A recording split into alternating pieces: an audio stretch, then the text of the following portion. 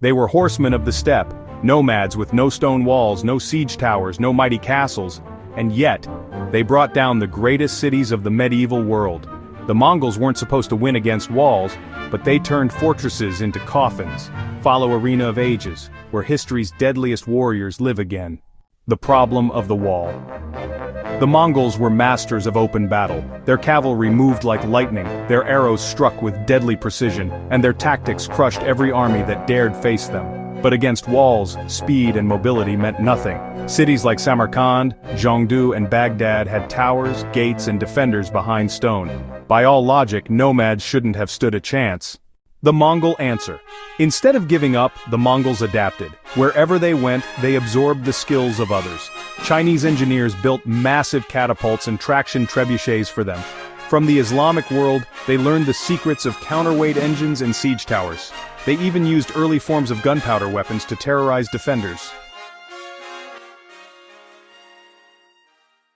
Psychological siege, but brute force wasn't their only weapon. The Mongols were masters of fear.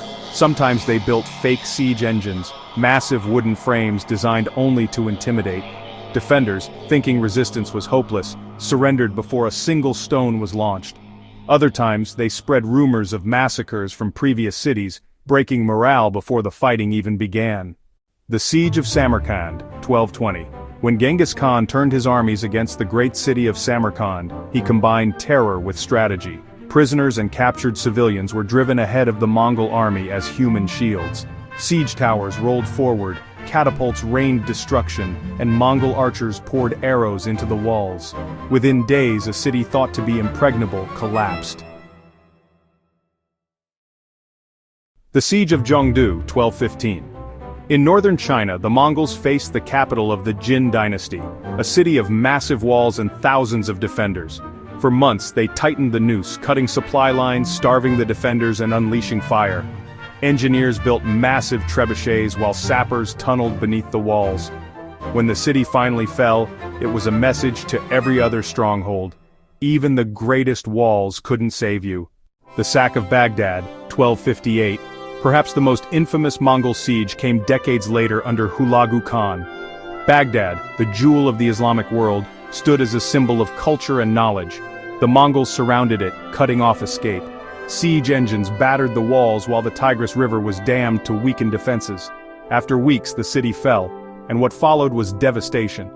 Libraries burned, tens of thousands died, and the world saw the cost of resisting the Mongol war machine. Why they succeeded. The Mongols didn't just rely on one method. They used everything at once: starvation and blockade, relentless bombardment, terror and deception, engineers and technology from conquered peoples, and most of all, discipline. They never gave up a siege once committed. Time, patience, and fear were always on their side. The Mongols were not born siege masters. They became siege masters, by learning, adapting, and turning their enemies' strengths into weaknesses. The question is, if you stood behind the walls, would you have resisted, or opened the gates?